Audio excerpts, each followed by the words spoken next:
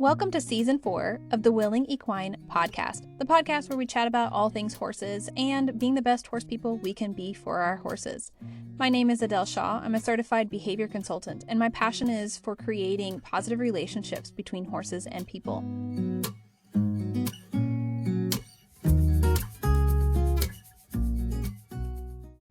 So following my previous podcast episode talking about ethical horse businesses, and then also following on the long ago episode with Steph K about R+ riding programs, I thought it would be really beneficial to talk about training horses or preparing horses for lesson programs with positive reinforcement and what goes into that and what that looks like, because it is a little bit different than it is with traditional training. However, a lot of it is very similar, at least the concepts are similar. The idea is similar when we're looking at establishing a lesson program and the horses that would be beneficial or necessary to have a successful and safe lesson program for kids and adults alike, but with this time with horses that are trained with positive reinforcement. Now, today I'm recording this episode in my barn, in my office, so there may be a little bit of background noise. I apologize for that. But hopefully you guys will all be understanding, seeing as we're all horse people and we get it. So it might be some neighs or some stomping around or different sounds. I don't know. Anyway, so let's talk about preparing horses or what is necessary for horses that are going to be involved in a positive reinforcement focused lesson program. The first thing that is going to be necessary to understand and to just be prepared for is that in order to be able to have a successful lesson program with positive reinforcement, the trainer needs to be highly educated with a lot of experience in training with positive reinforcement, because it'll be really important that you're able to keep up your horse's training, and you'll probably be the one that is doing the training yourself for these horses that will be in your lesson program. So just like we would fully expect somebody who's teaching a riding lesson program with traditionally trained horses, we would fully expect them to have a lot of experience and the necessary skills to train horses to be safe and effective teachers for these students. With traditional training, it's going to be the same with positive reinforcement. If you just recently decided to start experimenting with clicker training and positive reinforcement, keep doing that. That's awesome. I love that. However, I want to caution you in jumping right into teaching lesson programs with your current knowledge and skill set with positive reinforcement, with clicker training, with ALIMA, humane hierarchy focused type training. You're going to need a whole lot more experience and time to build your skill set and to build your knowledge so that you can then turn around and be able to teach your students the things that you have learned or are currently learning.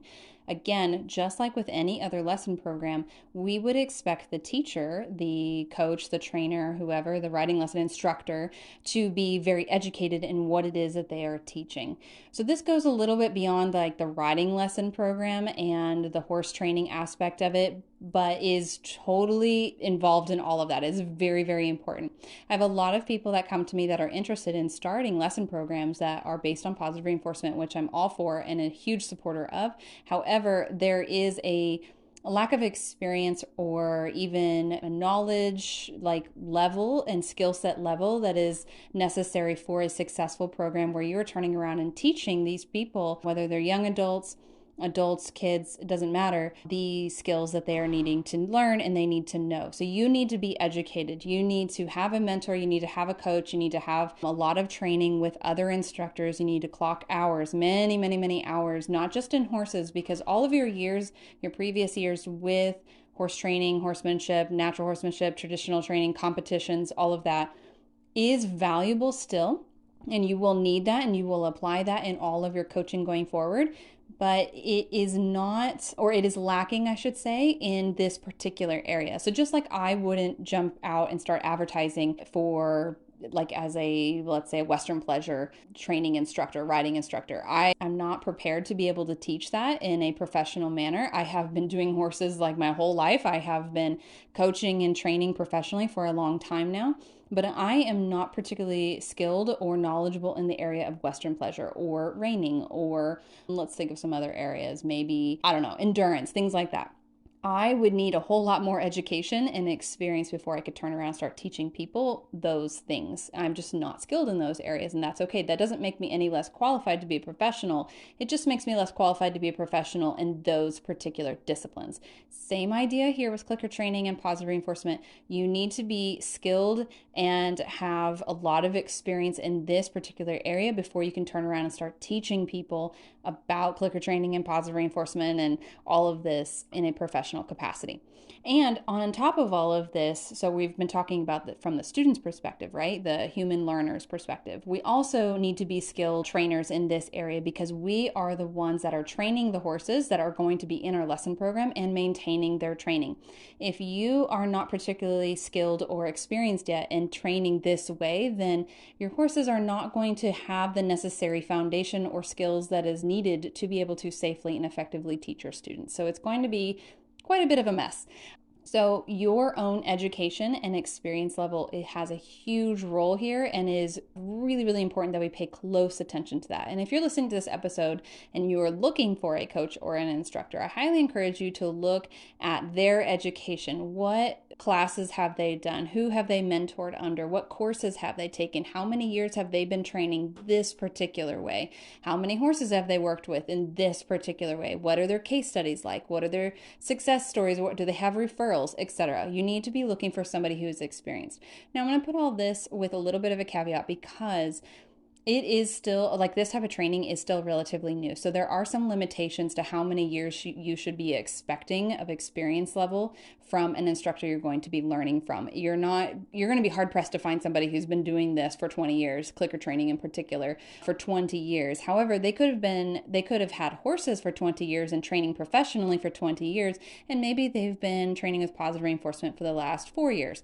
That is potentially a really good candidate for being an instructor, depending on how dedicated they were to their education and gaining experience during those 4 years. Have they been taking courses? Have they been mentored by somebody who has more experience? Have they been studying? Have they been really applying it, etc.? So do your research on that. Make sure you're looking for somebody who is well suited to being a professional instructor in this particular area, just like you wouldn't sign up to take Western pleasure riding lessons from somebody who is known for their competitive show jumping career and training and instructing and all that. Not to say that they couldn't do Western pleasure, but maybe that's not the best instructor to be learning from and giving your money to and dedicating your time to. Instead, it would be more beneficial to find somebody who is actively training and showing in Western pleasure to learn from. Same idea here. All right, back to the horses. When your intention is to create a lesson program centered around, positive reinforcement and clicker training, it is really important that we have horses in our lesson program that are very experienced. So just like we need our instructors to be extremely experienced, we also need our horses to be extremely experienced. This is also very challenging considering most horses don't have near the level of experience with positive reinforcement, clicker training, etc., that we would like them to have to be able to do a lesson program. And a lot of times we're having to pull horses out of traditional programs or out of traditional training and retraining them to then be able to teach the kids and students alike. I will give you an example. So I have 7 horses of my own personally here. 2 of them are really integrated into my lesson program. That's not to say that there couldn't be more. I'd say actually it's probably more like 3, but 2 of them in particular I would consider like really qualified and experienced lesson horses. And when I talk about lessons, when I teach lessons with horses, it does look different than in traditional programs. When my students come out here, we go get the horse that we're going to work with for that day together, and I'm usually doing private lessons. Sometimes I do semi-privates, sometimes it's small groups, but rarely. Usually it's privates.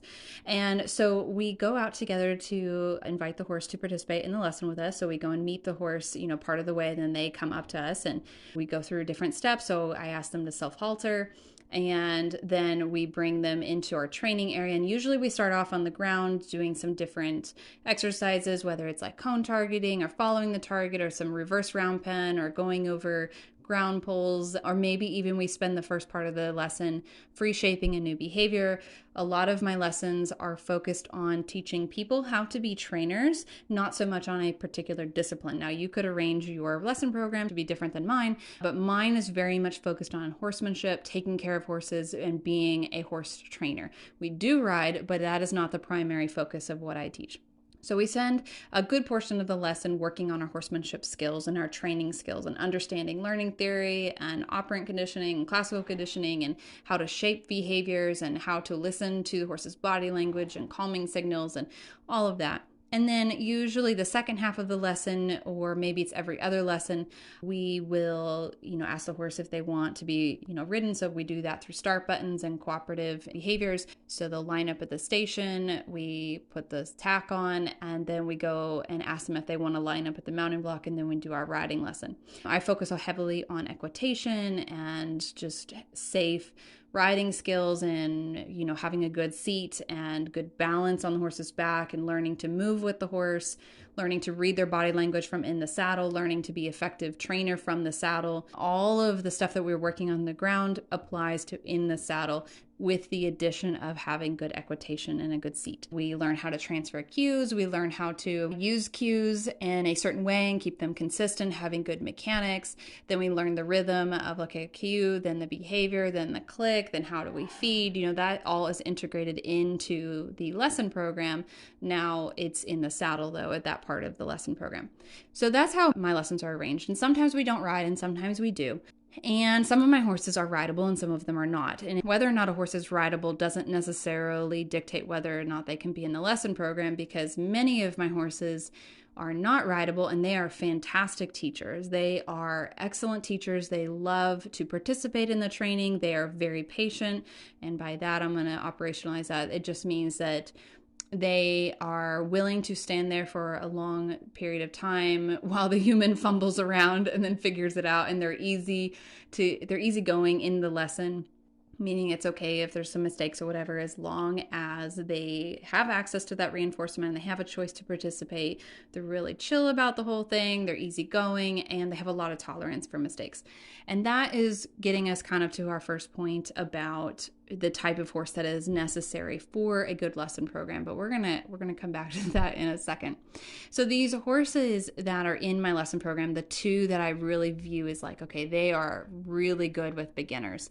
There is a lot of necessary qualities that this type of horse needs, but really the first point I wanted to bring was that they have a lot of training. I have put a ton of hours into their individual training, and this was necessary to prepare them for a lesson program, because they have to have very, very solid and reliable behaviors that under certain circumstances where maybe the student is not performing their side of the situation correctly, the horse will still perform the behavior. So it has to be very durable behavior that is very resilient and resistant to errors and different setups and different circumstances, and it has to be very well generalized. So can they apply that same behavior here in this location in the arena, and then also in the round pen, and also in the stall, and also in the pasture, and also for a kid, and also for an adult, and also for somebody that is short, and then somebody that is tall, and somebody that has an accent, and somebody who doesn't, and like just on and on and on. Like it has to be very, very generalized to a lot of different people and have a lot of resilience that those particular behaviors do. And so that was only possible, though, because I have a lot of experience and time, and I'm clocking a lot of hours in my education now. One of my lesson horses, it's Pumpkin. She started this whole journey with me. So it wasn't like I started off as a pro training her and all of her training is perfect and that's the only way she could be a lesson horse. I'm not saying that, but we have been doing this together for many, many years now, and she has repetition after repetition after repetition after repetition. And she's worked with a lot of different people and she's built up her repertoire, and she has a lot of really reliable behaviors that I have intentionally generalized to many different people. And also then we've got her personality type and all that, which we're going to go into in a minute. But it wasn't necessarily perfect from the beginning. I had to fix a lot of mistakes that I made early on, and that was okay. The point is that she has that experience. She is an experienced, quote, schoolmaster type horse that is well suited to a lesson program because of that experience level. I would be very, very cautious, if not just completely not do it, putting a novice horse, no matter how old they are, and novice with this particular type of training into a lesson program. So I wouldn't take a horse that I just crossed over from traditional training 6 months ago and put them into the lesson program usually, and always there's the exception to the rule. because they just don't have enough experience with the new set of cues, the new set of behaviors, the new way of doing things, the understanding of predictable and reliable reinforcement, and that trust history built up, and on and on and on. There's just not that history there. There's not that practice, even though this horse maybe had a very successful show career and used to be a lesson horse and on and on. It is really important that it's about this type of training, this particular thing. And again, going back to the different disciplines, let's take a Western pleasure, like a really, really well-shown Western pleasure horse that won tons of ribbons and went to nationals and all of that. And then we wouldn't take this horse and then call them a schoolmaster for a dressage lesson program, right? Because that's just not the set of behaviors that they have in the repertoire. They don't know, and even though they have a good temperament and they've been there, done that kind of thing, they just are not prepared to be a educator for a student that is also learning, because they are also still learning. So your horse having a ton of experience is really necessary here. So we've got the first point, which was that the trainer has a lot of experience so that they can then be an effective and educated coach and instructor. And then second, that your horse has a lot of experience so they can be an effective and educated and experienced instructor, horse, coach, whatever. I mean, I view the horses as part of the instruction or as part of the coaching process, meaning without the horse, without a good horse to learn with, meaning, and not good as in I should say a horse that has a lot of experience and is prepared to be able to teach the student effectively the things that they need to learn and do. Without that for the student, we're setting our student, our human learner, up for failure, because they're going to be frustrated, they're going to make mistakes, and then the horse is not going to understand what to do with that mistake, and it's just going to cause a lot of turmoil and problems for the human learner and for the equine learner, the horse learner. So as an instructor, as a coach, it is really important that we set our horses up for success. And by setting our horses up for success and also setting ourselves up for success, we can then set our human learners up for success. But if one of those three, so the human learner, the human instructor, which is also another human learner, but we'll just go with instructor, and the horse, if one of those three is not prepared for the situation that they are in, we're going to be struggling. So having that experience for both the instructor and the horse is critical, and you need practice and practice and practice, and your horse needs practice and practice and practice. So keep that in mind when you're looking at starting a lesson program. Does your horse have the sheer amount of hours with good training that is necessary to be able to then turn around and teach a complete novice? And then do you, as the instructor or potential instructor, have the sheer number of hours and good hours, like within it, with a mentor, with your own instructor, with practicing good behaviors, meaning accurate, effective, well-timed, good mechanics, all of that? Do you have the sheer number of hours that is necessary to then be able to turn around and effectively teach somebody? And then we could go on to all the nuances that come with that, meaning like, do you have good communication skills? Do you have enough, business understanding? Like, there's a lot of different factors that go into running an effective lesson program. But let's focus today on the training aspect, the learning aspect, and what is necessary for that. What is necessary for the recipe to make it a good outcome. We have a good, tasty result from that recipe rather than just an absolute disaster. I don't know if any of you guys are grasping at the baking analogy. I'm being terrible about the analogy, but we need good ingredients to have a good outcome. If your ingredients are, gone bad, or you're missing some or whatever, you're just going to have a bad outcome, right?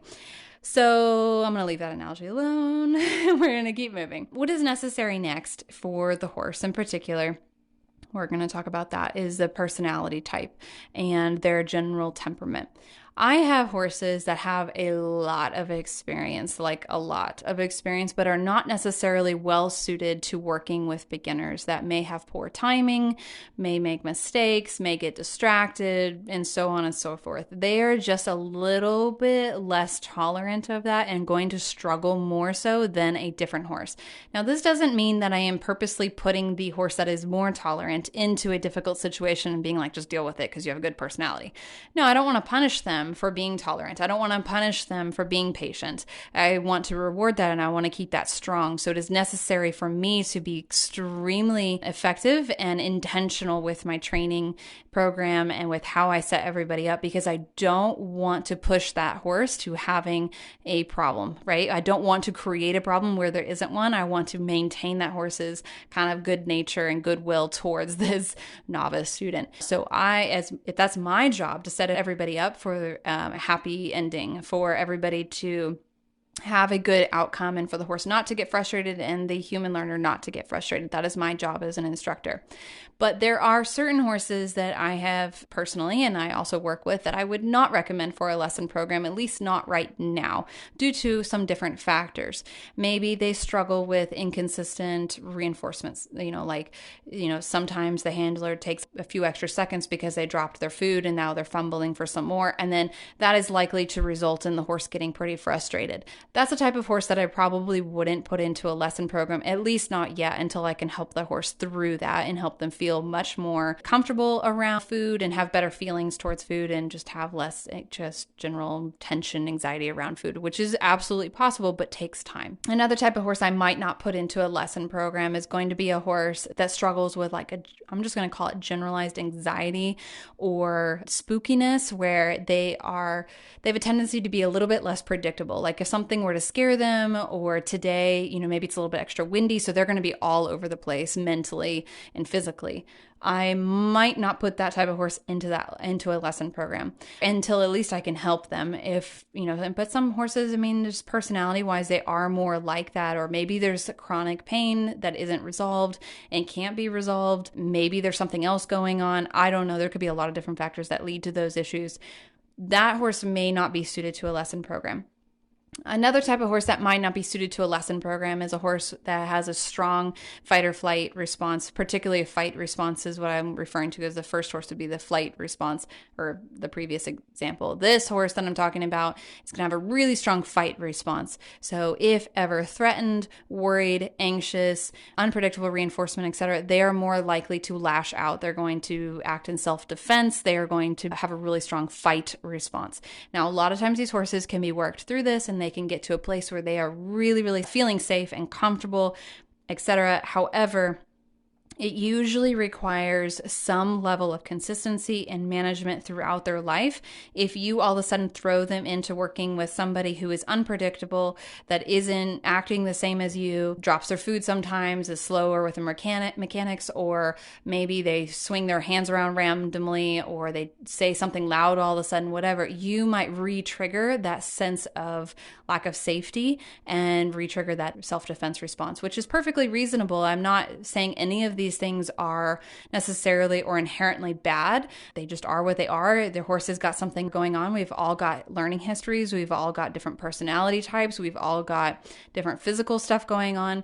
All of these horses have wonderful purpose and meaning and value, and they are all very special and deserving of our love and our attention. However, they may, some of these horses may not be suited to a lesson program. So let's not put them in a situation that is not setting them up for success, that is setting them up for failure, that is going to cause a problem, potentially a tremendous injury to our students. Yeah, so there's a bunch of different possibilities as far as horses that might not be suited to a lesson program, but let's focus on what horses are going to be suited to this lesson program. And I already briefly went through this, but we can talk a little bit more about this. So a horse that is more inclined to move away, I would prefer over a horse that is inclined to move towards a person. I am more inclined to work with a horse in a lesson program that has a little bit stronger flight response over fight response, meaning if they're worried or anxious, they're going to step away versus coming into the person in self-defense. I am more inclined to work with a horse in a lesson program, or I would be more inclined to think they were suited to a lesson program if they are on the energy conserving side. They're a little bit slower. They're like, do we have to trot today?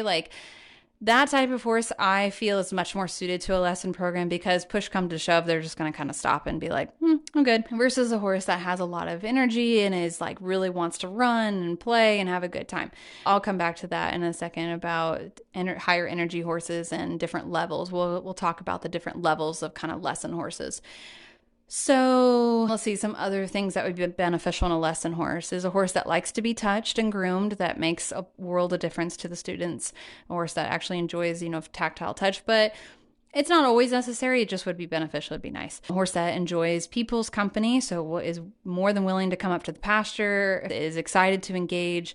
A horse that doesn't have a lot of baggage and trauma in their history, or at least has worked through it. I have one horse that's in my lesson program that has a lot of trauma that we've unpacked. It's taken years, and she is the most wonderful horse and teaches people in such an amazing way. And people love working with her, and she's very patient. She's very steady and just is like, yeah, whatever, just take your time as soon as you're ready. Like, that's just her temperament. And she is fantastic working with students of all experience levels. However, she does have a lot of history. She does have a lot of trauma, but it took us years to work through it. So I can't always guarantee one way or another as far as when I first start working with a horse, what it's going to look like at the end. Because some horses we work through trauma and stuff, and we have the reverse happen. So before it looked like they were more energy conservers and they were just really closed up, they were really shut down, and then we wake them up essentially and unpack their baggage and help them out and help them feel safe in their environment. And all of a sudden they start showing me like, oh, I'm excited. I want to engage. I want to play. I want to participate. And I have a lot of energy now. I feel safe to express myself, etc. That horse may or may not be suited to a lesson program, even if maybe they were in a lesson program before. That sometimes happens, actually, a lot of times. I also find that horses that are really calm around other horses is very helpful, because if you have more than one person in the lesson and they each have their own horse, you want to make sure that the horses you're working with are good around each other and are good around other horses and are not going to just like get really upset or start resource guarding or anything like that. And I mean, honestly, I could spend like an hour going through all of the different things, but I think a lot of you listening, hopefully, my hope would be that you're, as you're listening to this, you're imagining the kind of horse that would be well suited to a lesson program, and you get the general idea of like a temperament type and how they are. And honestly, they are worth their weight in gold, and most horses are not going to fit that bill. Most of them are not. Like I said, I have 7 horses of my own personally. I have 8 here on the property, and only 2 of them kind of fit that bill. And they're different. Both of them are different. One is a little bit more energy conserving, and we only do ground stuff with her, and the other one does do ridden stuff. However, she does like to play and have a good time. So, I have to manage the whole situation. And that's where it comes back to being a really educated and experienced instructor, because I have to know how to set my horses up for success just as much as I have to know how to set my students up for success. So I know, let's say that the one horse that does ridden stuff, and she is great under saddle, she does like to trot and canter. And if I have a complete novice riding student who just needs to walk calmly, I'm not going to put this horse Pumpkin on the reverse round pen. Actually, the reverse round pen would probably be okay, but I'm not going to put her on a straight line. So like, I can open up my reverse round pen. It's just a circle of its cones with bars across them, and I put it on 20 meters, and I stand in the center of it, and the horse goes around the outside, and they learn that they, to do the different like walk, trot, canter on cue. And it's a way that we can exercise horses and achieve kind of a similar result to lunging, but without the pressure and release and without trapping them. So they actually have access to my entire arena, but I'm inside the 20-meter circle with a little barrier, which, I can get out of easily, and so can the horse. And they just know that that's like a guideline that they go around the outside, but they can walk away anytime they want. Versus in the round pen, they're trapped and they can't walk away. And so there's just a big difference in mentality, and the way that we approach training it is just a totally different behavior. However, it kind of looks or achieves similar results as far as exercise goes. Okay, so on the reverse round pen, Pumpkin knows that we walk and trot mostly, and she waits for the different cues. However, if I open up my reverse round pen and make it a one big long straight line, we tend to sprint from one side to the other. And so I am not going to put my student on Pumpkin and who only needs to walk, and put it on a straight line PC and say, have fun. Like, it's just not setting them up for success, right? Which then brings us to training your horses that are going to be in your lesson program to have a really, really, really, really, really solid set of behaviors that are very, very well practiced, that are known, that are predictable, that are the same every single time. And I tend to focus on it's like if you imagine, like a pony, a school pony, and you know how sometimes they get into the arenas and they just go round and round and round and round and round the outside like they're a broken robot, right? They just go round and round like mindlessly. And if you tried to get them to come off the rail, they just wouldn't, right? Okay. Different mentality, meaning the horse is not just, trained into absolute roboticness, but similar idea in that the horses understand their job and they understand what it is that is being asked of them and how to do it exactly. And they will not deviate from it unless somebody tells them to specifically. Now, my lesson horses have this. So both of my lesson horses have their foundation behaviors, which I teach in my foundation course, that they have very, very well rehearsed. They know them. They could do them in their sleep. They could be half asleep doing them, and they could be sedated doing them. They know them so well. Now, these are all on the ground, and both of them can do them backwards and forwards and beautifully and on cue, and they're well generalized and they are solid. So I set my student out there to learn about the, doing these different behaviors, and I know the horse knows them backwards in their sleep. So I can focus on my student. And this really allows me to focus on my student more and allow the horse just to do what they know well. Now under saddle, I've transferred most of the foundation behaviors to under saddle work, particularly cone targeting is one.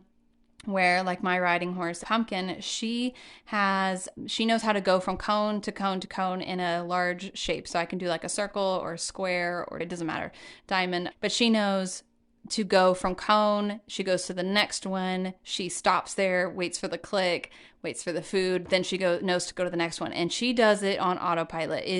She will do it in her sleep and backwards, right? So again, I can focus on my student. I don't have to worry about what Pumpkin's doing, where she's going next. I don't have to stand right next to her. I can step back and away from her so I can watch my student and their equitation, and help them out with that and focus on helping them with their timing and their mechanics and all of that, while Pumpkin knows exactly what to do and how to do it. And that gets access to reinforcement, and she is more than happy to do it. So this is the big difference, is she's happy to do it. Ears forward, excited to go to the next cone. Yep, just going. Don't have to wait for anybody. It's beautiful. Now, I wouldn't take this same set of behaviors and try and modify them and make them really complex all of a sudden. I wouldn't take the same cone pattern with the cones, and because I know I've intentionally put it on autopilot, right? I wouldn't all of a sudden take her and go, okay, now you have to wait for me to cue you to go to the next cone, and now we're actually going to trot sometimes, and then I want you to loop back to this other one, and sometimes I want you to back up. Like, I'm not going to mess it up. So I'm not going to ask Pumpkin to do that same set of behaviors in a different way, because I want to maintain those on autopilot. I want them to be the same every single time. However, if I want to do those other complex behaviors, that's fine. I'm just going to change it. I'm going to put it in a different context. Maybe it's in a different environment. So maybe out in the pasture, I do the complex one, while in the arena, it's on autopilot. Maybe I don't use cones. Maybe I use, buckets, upside down buckets or something, or maybe, jump blocks, or maybe we don't use any targets and we use something else, or mats. Maybe we train it with mats. I don't know. I'm going to change the behavior that I want for these other things. It's going to be a totally different set of behaviors. That way, when I set out my cone pattern with my novice student, she knows what to do. There's no variability. It doesn't change. She's got it. And so it doesn't matter what the kid is doing out there. The kid could be jumping around and she's just like, yep, no, I'm ignoring the kid and going to the next cone because that's what I know what to do. This is how this goes. And I prepared her for all that. I spent hours and hours and hours and hours preparing her for this exact purpose. So when you have horses that you're integrating into a lesson program, or you're trying to train for a lesson program, keep this in mind, is that you need well-rehearsed behaviors that are performed exactly the same way every single time, so that your horse knows exactly what to do and you can focus on your student. And this is going to play a big role in the success of your program and really help your horse out. This absolutely doesn't mean, though, that you can't have other complex behaviors, or maybe you have a more advanced student that wants to needs to keep going, right? So my cone patterns are always a walk. Let's say this student wants to start learning how to trot. I'm probably going to move over to like the reverse round pen. We can start working on the trotting. If she wants to learn how to canter, then we're going over to the straight line PC. So I have like different behaviors that are set up to teach different things, and they're always the same. And then, I don't have this right now. Well, actually I do. I could use one of my own horses. So I have horses that are in training and are, all my horses are constantly in training, but horses that are more of my, like I consider them more my personal horses. But if I have a really advanced riding student, which I have interns that come and stay with me and work with my horses and stuff. And we work with all of my horses. So yes, I have two that are particularly in my like quote lesson program for like my complete novice students that are starting from scratch. And they help me teach my clinics and they teach beginner lessons. And then I have my horses that are more like the intermediate, meaning they take more knowledge and experience because of a lot of different factors. A lot of them that I mentioned before, maybe they don't completely fit the bill for everything in the beginner lesson program horse would need as far as behaviors go and patience level and all that. So maybe these intermediate students have better timing, better mechanics, but they're still learning how to to shape behaviors more accurately. And maybe sometimes their equitation isn't great or whatever it is. Then I have horses that are suited to that. And then I have my horses that are like what I would put more of like an advanced student category. So the only people that get to work with those horses are people that have a lot of experience, that have really good timing, really good mechanics, have great seats, and are just looking to improve their skills. Maybe they're even professionals themselves, but coming and coaching, they want to learn from me. That happens too. Those would be, then we can bring out those horses and work with them. That doesn't mean we can't work with the other horses too, but you get what I'm saying. Like there's different levels of horses, at least how I've set up my program.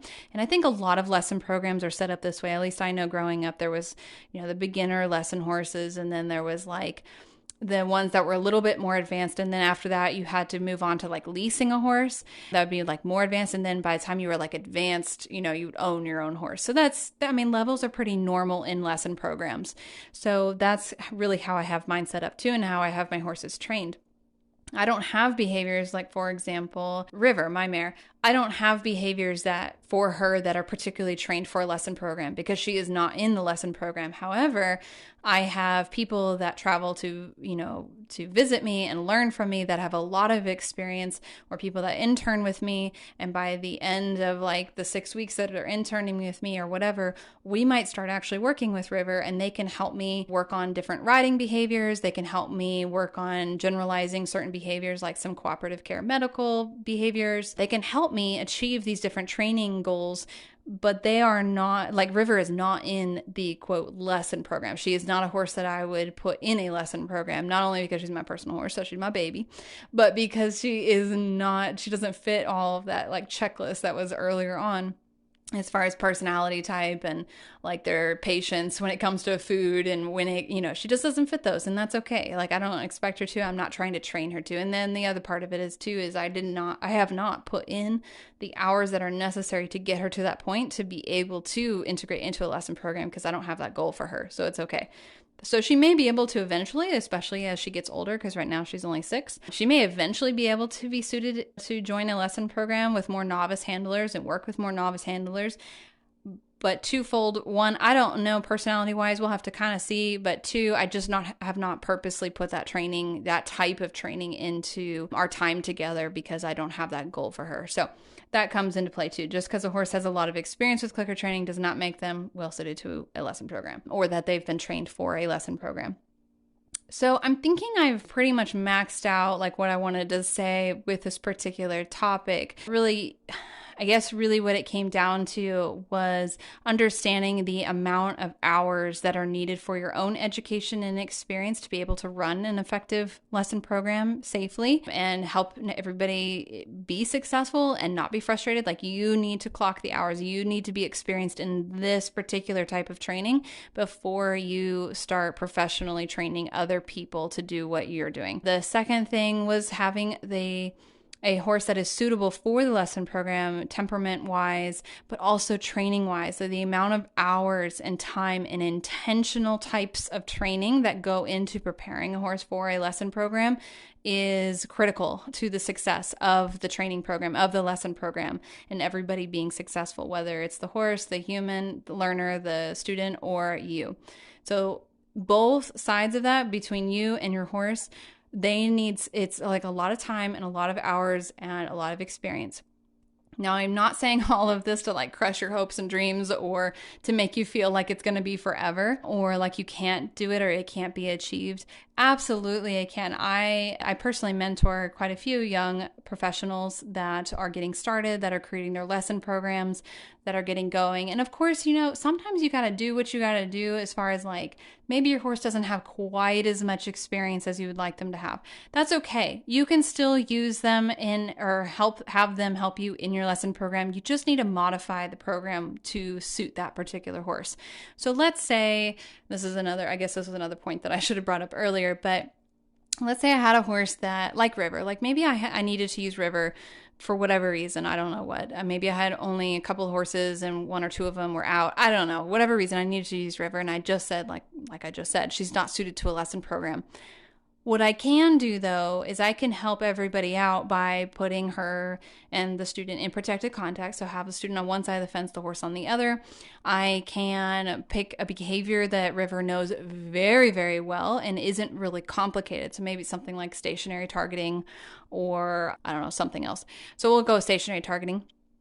And I can use that particular setup with that particular horse and that particular behavior to have an effective lesson for that student without pushing anybody out of their comfort zone, without causing any frustration, and without anybody getting hurt, and with everybody having a good, like being able to walk away feeling successful and like they learned something.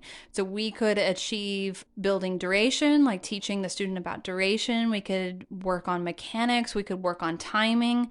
We could even start to create this, talk about how this could progress into a cooperative care behavior. We could talk about what cooperative care is. We could build this up to being able to groom the horse. Like there's a lot of different things we could do with that particular setup, with that horse's specific needs to educate the student and provide them with a valuable experience that will benefit them long into their time as a horse person, and give them that experience and help them walk away with feeling like there was a lot of value and their time was spent well, without putting anybody in a position where there's frustration or confusion or stress. So for many of you, this will be needed. You will need to adjust what your expectations and your students' expectations are of what the lesson is going to look like based on what your horse needs. That is going to be really important. And then also maybe what you need. Maybe your experience level is lacking in this one area. So that's not something that you're suited to. Let's say maybe you have a lot of experience teaching, horsemanship stuff from the ground. You've been around horses your whole lives, but maybe you've never done like competition type stuff with riding and your equitation may be lacking or whatever it is. But you want to teach horsemanship lessons. You want to teach people how to clicker train, use positive reinforcement, whatever, and you have a lot of experience in that area. Make sure that you talk to your student and let them know that you're particularly teaching this, and this is what your lesson program is centered around. And they need to be aware that we're going to spend some time in the saddle or no time in the saddle, but this is all of the other stuff that they are getting, and this is how valuable it is, and this is what they're going to be learning, etc. I think there's a huge amount of benefit to that, even if they want to go do riding lessons at a different barn at a different time. So they're getting the best of both worlds kind of thing. And also there's a lot of value. There's tremendous amount of value of that. And then there's also a big demand for it. I think people would be surprised to realize how many parents and students, adult students, young students are looking to connect with horses, are looking to learn how to engage with horses, how to read equine behavior and body language and understand their emotions and understand how they learn and be able to connect with them. Like there is such a market for that. People want that. They want that connection. They want more than just riding, and maybe instead of riding. So I wouldn't let that hold you back at all from becoming a instructor, a professional in this industry.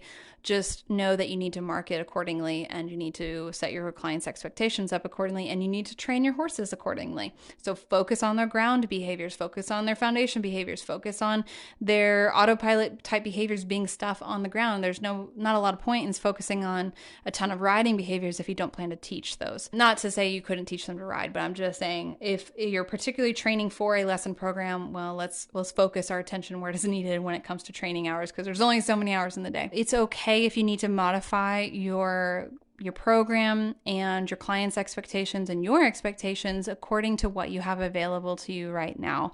So maybe your horse doesn't have the number of hours necessary training wise, but you're working on it and you already had an active lesson program and you don't want to, just completely shut down and give yourself 5 years to retrain everybody and then start back up again. That would be really hard and isn't necessary, I don't think. What I would tell you though, my recommendation there is to find somebody that can help you, a professional, a mentor who is doing a lesson program or who is just really good with this type of training that can help you learn how to set your horses up for success and then be realistic of what you and your horses can do and then adjust your expectations and your client's expectations accordingly, meaning just present the information very accurately, let them know that you're adjusting your program. We're going to be really focusing on horsemanship stuff and on the ground. These are the things we're going to be doing, and learn from other lesson programs, clicker training, positive reinforcement focused lesson programs, about all of the ways that you can really enrich the lives of your students and provide value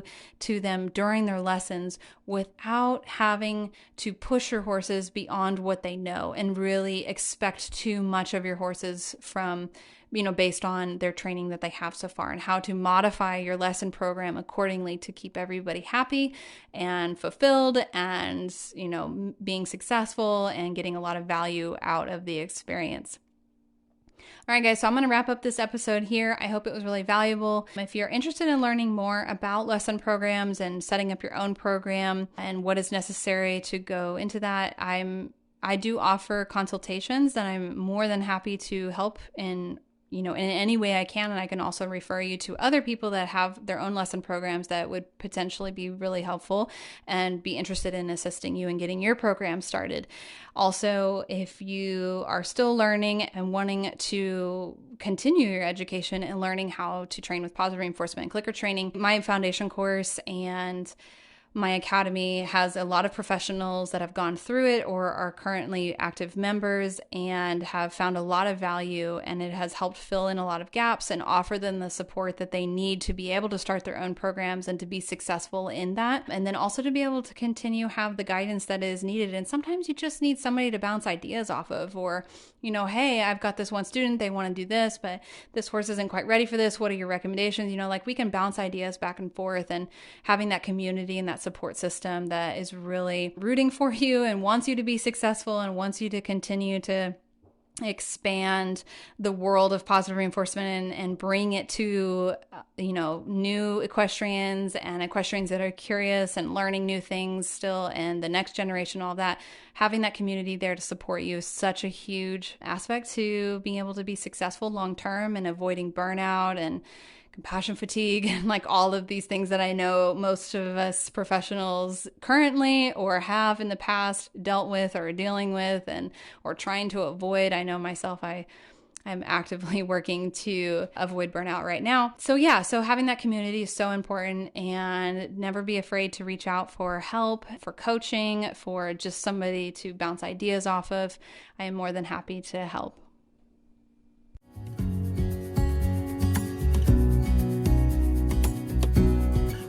Thanks so much for listening. If you enjoyed this podcast episode, I would love if you left us a review on wherever you listen to your podcasts. If you'd like to learn more, head to our website, thewillingequine.com, where you'll find a bunch of links to our different social media platforms. We have Instagram, TikTok, YouTube, Facebook, pretty much everything. We also have our blog, our training services, and the TWE Academy, where you can enroll in the foundation course that opens a few times a year. Thanks so much for listening, and I look forward to chatting with you in the next episode.